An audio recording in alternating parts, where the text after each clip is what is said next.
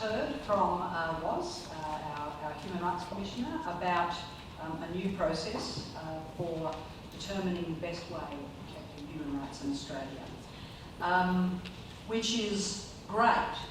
But at the same time, I sort of think another inquiry, because we have been here before, and I think following on from your last comments, it is an indication of prior failings or prior failing to implement at least other inquiries in this country.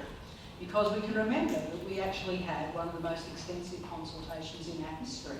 It may even be still the most extensive consultation in our history in 2008-2009, which resulted in the report from Frank Brennan, and resulting in the recommendation that we adopt a federal Charter of Rights, and that simply did not happen. I won't go through what did happen, the human rights framework. What I can say is it's extremely difficult to characterise that as having been, particularly significant or successful in protecting human rights at the federal level. Which, as Lee Carney reminded us today, I'll just move this along. Which, as Lee Carney reminded us earlier on today, we are the only Western liberal democracy without comprehensive legislative human rights protection. We do have it in 3 jurisdictions, the Australian and the ACT, Queensland and Victoria. But looking at the overall country, this is a situation that has been called one of human rights exceptionalism. I think that theme has run throughout a lot of today in quite a few of the talks. It's a term which was used by Robert Ross's predecessor, as the President of the Human Rights Commission, Professor Gillian Triggs, and also by the current Dean of New South Wales, University of New South Wales, and also the Chair of the committee that led to the Victorian Charter of Rights and Responsibilities, Professor George Williams. And I guess I'm here to reinforce that it is indeed a somewhat exceptional situation. So I want to talk about, I guess, in the first part of my talk, some of the manifestations of that exceptionalism, beyond just the legal status quo. We know we don't have a Bill of Rights. I think some of the unusual hostility we have in this country, and a speaker earlier on actually used the word, talking about the word politics as one of the obstructions, I think in the particular context of refugee rights, but you can actually say it in the context of human rights. And some of the reasons maybe why that hostility exists. So moving on to manifestations, I take you back to a more difficult time in the Australian Human Rights Commission. The government of the day, fighting pretty much with the Australian Human Rights Commission, and in particular with its then President, Professor Gillian Triggs. The main point of criticism, though there were there was ongoing criticism eventually of almost everything she did, was that the Human Rights Commission had conducted an inquiry into children in detention after the 2013 election, so after the Liberal National Government came into force, rather than starting it beforehand when there was a Labor government. Now, the report criticised both governments, but the government refused to see it as anything but, they insisted on seeing it in party political terms and labelled it a stitcher. Now,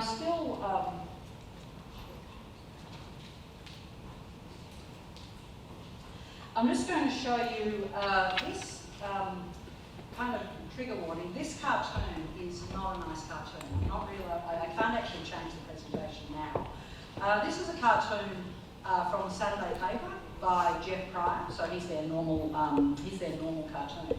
But you can see when I saw this cartoon on that Saturday morning, it's actually a pretty horrific cartoon. I mean, you can see I was quite shaken by it. I mean, part of that reason is I actually know Gillian Triggs as a person, as I know Ross.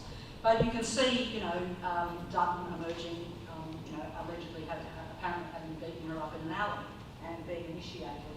And in the car you have Tony Abbott, George Brandis, and I think on the right-hand side there is Scott Morrison. It was in a week where I think, given it's called the initiation, he must have just become the immigration minister. He just fired what at the time seemed a very big spray and a rather random spray at Gillian. And, here he is, sort of like, did I do well? The whole vibe of this cartoon is of a government beating up on an enemy and bullying an enemy. And that's kind of what it seemed like at the time. The government was taking every opportunity to attack a statutorily independent civil servant or public servant, presumably to discredit her, and they were quite open that they actually were trying to make her quit. It's an unsavoury cartoon, but it was an unsavoury time, and one which they've kind of lost sight of the fact that her job was actually to talk about human rights, and so when she identified when human rights breaches were identified, she was only doing her job. I won't say much more about that because many of you will remember that episode, and I'm glad to see that relations have improved. Now, so we have fights with the Human Rights Commission. We also have fights with NGOs, which probably isn't quite so unusual. Governments are probably always going to criticise NGOs. But I thought I'd show you, as long as it works, a quick grab. This is a video from 2015. It's again the then new Immigration Minister, Peter Dutton, and he's responding to Amnesty International, who had just done a report on boat turnbacks, and they had reported that the government had paid people smugglers to return people back to Indonesia. Now, if true, that makes a mockery of the whole idea of dismantling the people smugglers' business model, and it was also committing an international crime. I'll just show you his response.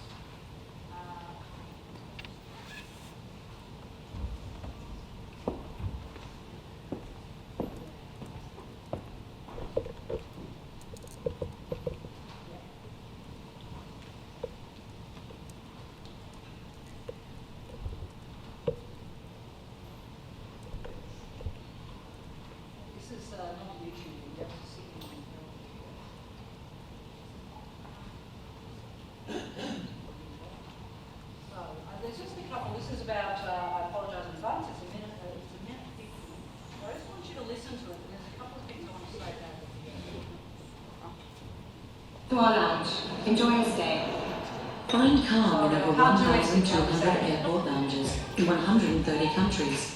It's another way we've got your back. The Platinum Card from American Express.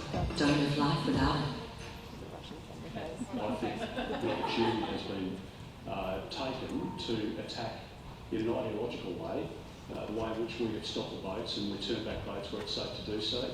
And people are opposed to that, including Amnesty, and I respect that, but I think this has just been an opportunity to launch an ideological attack, and I think that's why it needs to be addressed, because the government is not going to be bullied into changing our position of what has been a very significant success of stopping boats and stopping drownings at sea. Our staff operate within the law, within Australian law.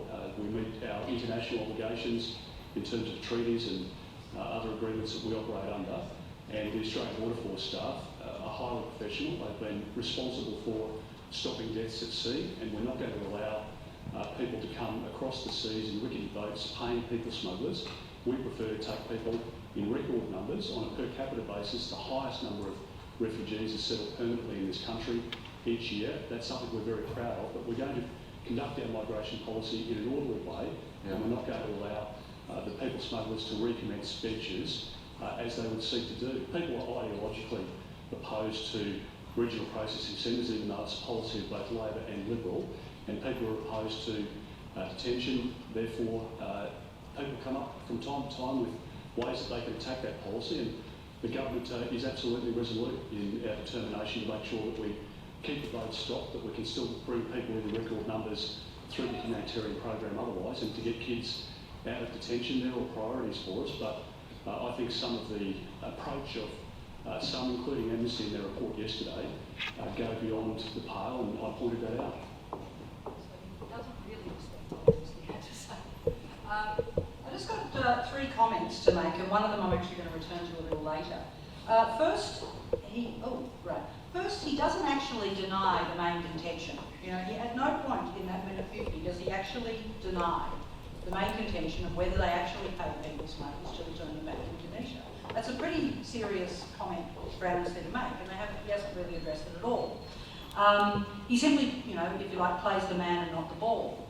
Secondly, and this is the one I'll return to a little later, he talks for nearly 2 minutes without any comeback from the interviewer. Like, at no point have they tried to say, but, or can you, can you establish what, did you pay people smokers or whatever? And this is the ABC. And so I would say in that respect, I mean, it probably doesn't really matter what the topic is. He's not really being held to account, regardless of the truth or otherwise of his statement. The words used are pretty interesting, that amnesty is bullying the government. Amnesty is bullying the government, and and every time, I recall what I've just said about the fight with Gillian Triggs, but bullying the government without, and this is with regard to the plight of desperate people, and yet it's the government being bullied. So it's kind of twisted language, and I think language has been referred to today. And the final thing, which is a little strange, is look how young he looks. It's only 4 years ago. There's a bit of Dorian Gray or something. I'll say no more about that. Okay, so fights with NGOs. Now we have many fights with the United Nations. For example, and quite famously, I did have some footage of this, but the internet in here is not so good, so I won't pay this footage.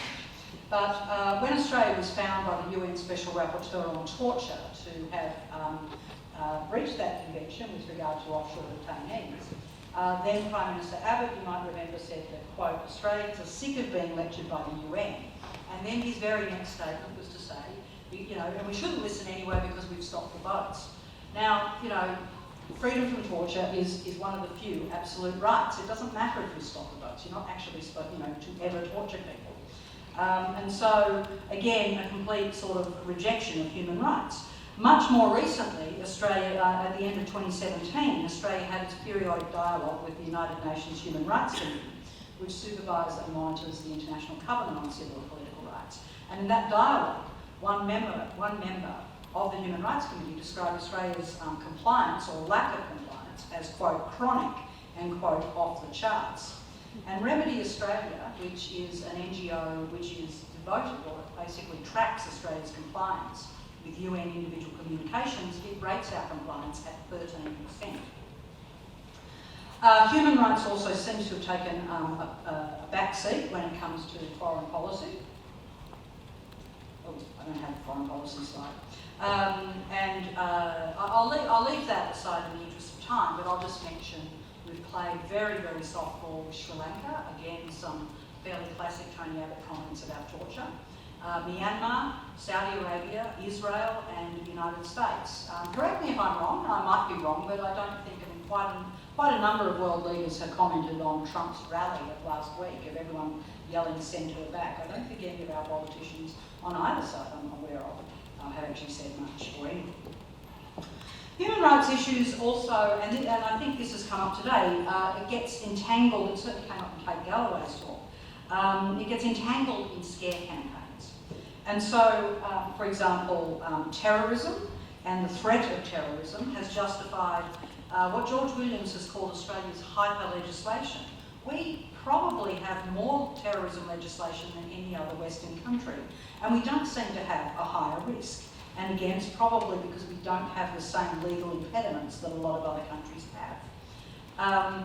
And just this week, I can't even, there's been quite a lot of national security legislation debated this week. I'm not sure which, with regard to, which one this was about. But again, we had the language of, quote, you're with us or you're with the terrorists.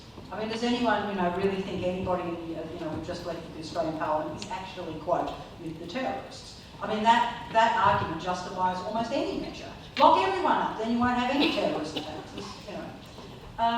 Terrorism, as a scare tactic, and this was mentioned again by Kate, meant that last December Australia passed unprecedented legislation regarding encrypted messages, including a government power to order a provider to create, to actually magically create a backdoor into encrypted messages. And this is despite reasonable fears that such a power might help terrorists, or at least organised crime, access encrypted materials like, your bank details. The ALP was very worried about this act. It agreed with the opposition at the time, and now still the opposition, passed the act despite explicit misgivings, despite actually agreeing that there were all these problems. And it's widely thought that it didn't want to risk being held to blame in case there was some sort of terrorist attack over the summer. And indeed, fear of blame and scare campaigns has driven a situation where there's generally very little opposition to national security measures and consequently generally little scrutiny. There are constant scare campaigns around refugees, and some of these have been conflated with terrorism. Those two issues have been linked, I guess, ever since 9/11 happened in the middle of the Tampa standoff back in 2001.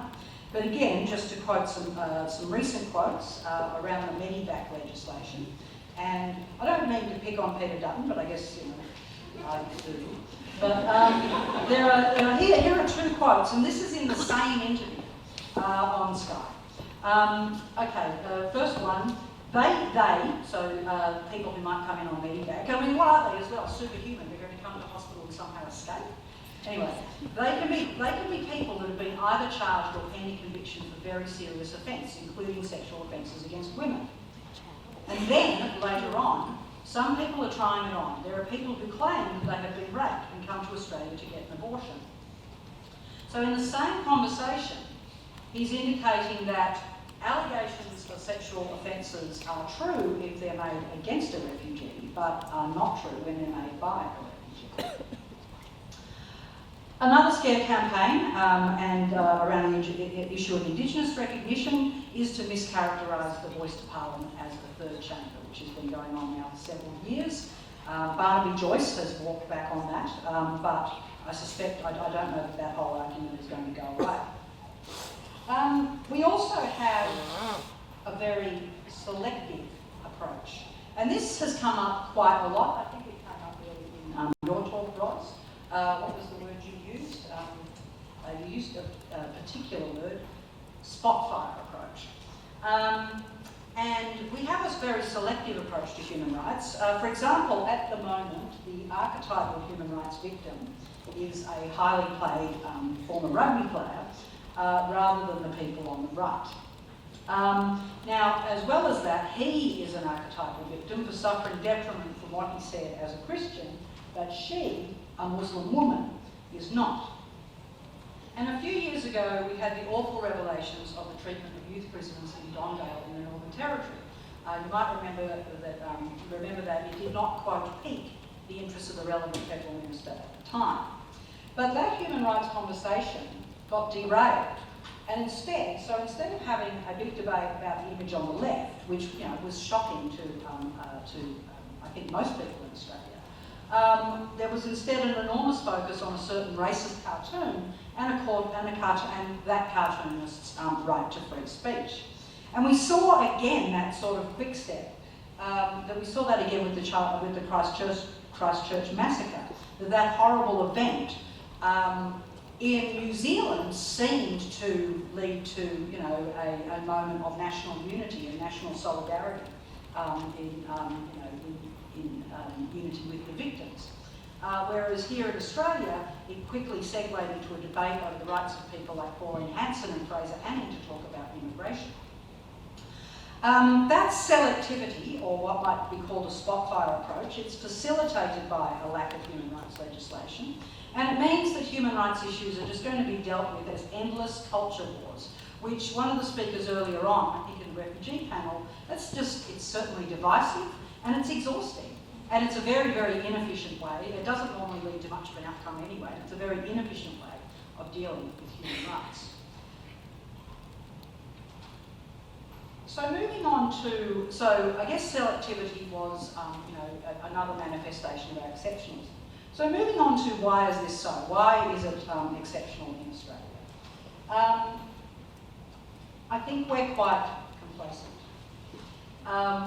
I think there is a lack of a human rights culture in this country, and I think part of that is driven by a lack of human rights legislation, perhaps even a lack of a fridge magnet, which people can see and read. We don't have, the Victoria Charter's not quite as snazzy, but that's not going to mean anything to people outside Victoria.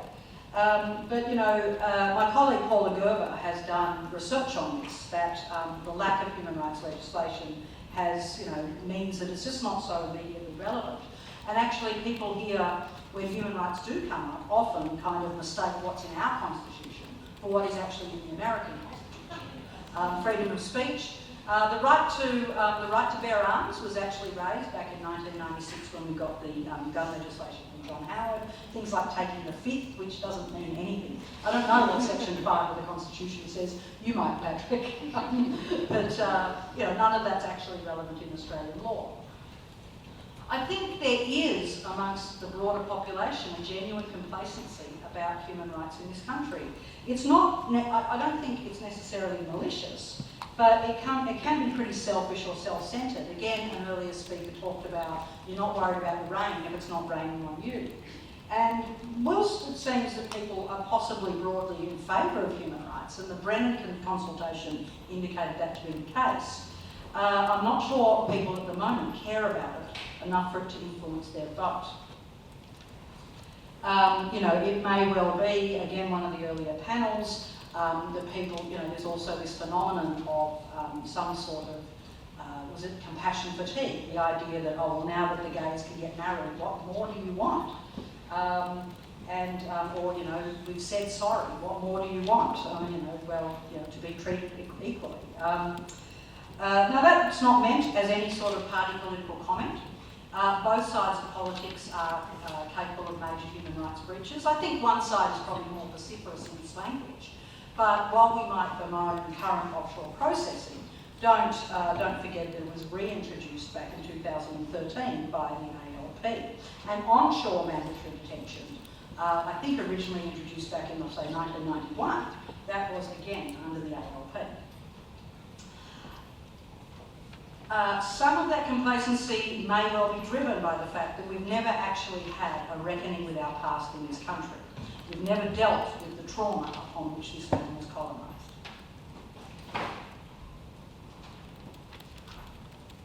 The media in Australia is not in a great state. I'm talking here about mainstream media, not social media. I'm not sure it's actually in a good state anywhere. The business model of people smugglers is actually going fine. The business model of the media has been smashed, and so journalists are expected to do more, or fewer journalists are expected to do more with less. And if that happens, as is in fact happening, you just cannot expect the same standards of accountability of journalism. And I refer you again to that interview with Dutton. 2 minutes is quite a long time for him to, and he started to repeat himself. 2 minutes is quite a long time for him to speak without any interruption and without any questions such as, did you do it? Journalists don't really seem to understand human rights. And of course, there is great hostility to human rights in the news-limited outlets, and that's a problem because they make up a disproportionate amount of our media market. Dare I say it, I'm certainly not a fan of the raids that have happened on the media more recently, but it might make them care a lot. I suspect it will make them care a lot more about human rights. Though again, it may also just lead to another selective approach of focusing only on freedom of speech. Roz didn't really refer to this by name, but I think you were referring to this phenomenon. And that is, and I think this is, again, a problem and is facilitating our exceptional situation, and that is there is extreme polarisation, which hopefully won't stop movement on the issue of human rights, but will make it more difficult. Now, polarisation, as I'll say later, is not unique to Australia, but here it can have the unique impact of halting human rights legislation simply because we do not have it yet. In the lead up to the last election, Scott Morrison did say one thing with which I agree. He might have said other things, but he said one which I nodded vigorously. He said that we have to learn to quote, we have to learn to disagree better. And so, for example, when we saw Dutton talking about Amnesty International, he again played the man and not the ball. He did not, he was almost talking at complete right angles. As an example, coming from perhaps a different part of politics, a different example. At the time of the debate around Victoria's assisted dying law, former Prime Minister Paul Keating came out with a newspaper column arguing against the adoption of that law. Now, personally, I disagree with him. I'm sure that many here in this room disagree with him. I'm sure there are people in this room who agree with him. If that's not surprising, I mean, that level of agreement and disagreement, it is, voluntary dying is a controversial issue. The international human rights position on voluntary dying is actually in a state of flux. It's not quite certain yet. But some of the reaction to Paul Keating was, quote, sort of genuine disappointment with Paul Keating himself. I'm not happy that, that he doesn't have my view. I mean, you can't expect to agree with Paul Keating on everything. I mean, you can't expect anyone to agree with you. Or no one can expect someone to agree with them on everything. And I think that polarisation is making it difficult to have rational debates. It affects society, it affects Parliament, and it affects our governing. And hopefully it will not affect, or will not have a big effect on the conversation which is about to be undertaken about human rights by the Australian Human Rights Commission. Hopefully it will not be an insurmountable obstacle. To move closer to my conclusion, maybe, I suppose, we have to concede that maybe Australia's attitude is not so truly exceptional. Other countries certainly are thumbing their nose at human rights. And you can look at the recent election of these three men. Donald Trump, I'm sorry, we almost had a Trump-free day, but I had to introduce him at the end. I mean, that rally where he stands there silently and everyone is chanting, send her back, in reference to a Muslim congresswoman, that I found truly chilling. I thought I was beyond being shocked by President Trump, but not so. Jair Bolsonaro, who is the new president of Brazil, is openly and proudly racist, misogynist and homophobic, and he unapologetically harks back to the days of military rule. And Rodrigo Duterte, who is the president of the Philippines, was elected on a platform of extrajudicial killing, and that's a promise that he's actually fulfilled. And he is wildly popular. And in all of these jurisdictions, we have extreme polarisation, extreme scapegoating, and extreme othering. And so seen in that light, Australia really isn't so exceptional and may indeed seem a lot better than at least some states. But one thing remains exceptional about Australia. Now, I won't speak about Brazil and the Philippines. I'm not as certain on the law in those cases. But an exceptional thing about Australia with regard to other Western democracies is the routine lack of remedies. While Trump may be monstrous, some of his worst policies are being tamed by the courts, and that possibility simply doesn't exist very often in Australia. Earlier on today I Googled, I used that wonderful research tool, and Trump has lost 2/3 of the many, many challenges to his measures. And again, that possibility just doesn't exist here in Australia. Kate Galloway earlier on today stole my thunder by referring to the encryption bill again. Deliberately passed here in Australia. Well, obviously it was deliberately passed, but why Australia? And I think our Five Eyes allies, the Five Eyes are the Western English-speaking allies, which have a very tight security alliance, United States, New Zealand, UK, Canada and Australia. Well, of those countries, Australia has the fewest fetters on its legislative powers to pass such legislation. And so there is a real fear that Australia could be using those laws not just for its own intelligence use, but for the use of its Five Eyes partners. And given what Kate was saying about the censorship of reports, we don't know. And so, Australia could deliberately have been chosen as the testing ground for these laws, which the other countries have mooted that they want them, precisely because it is not constrained by human rights law in the same way as those other states. To conclude, the worry, maybe, is that Australia may continue to lack these protections whilst adopting some of the creeping authoritarianism in those other states.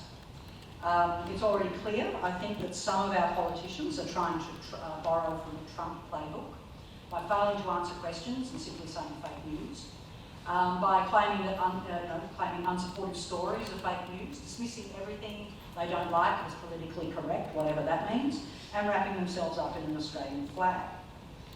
we had in January neo-Nazis rallying on the beach in St Kilda. I mean, just imagine a chant of "send her back" in Australia with the power of the Home Affairs Minister to exclude Australians from returning to Australia, as we heard before. Now, maybe, you know, something as extreme as Trump, I tend to be a bit optimistic about that with regard to Australia. I think that, for example, compulsory voting is a clamp on extreme populism and extremism, but we can't be so complacent as to assume that it won't happen here. And if it does, we don't have the same human rights backstop that can exist in other states. And so the situation may be urgent. You know, we might be in a boiling frog type situation. And so we have to hone our message and make sure that people hear it. But in doing that, we're going to have to listen as well. Otherwise, we're just going to shout at each other, and that doesn't seem to work very well. Because I think that this time, this Australian Human Rights Commission consultation, we want to make sure this one counts, and that we can finally get some serious human rights protection in this country.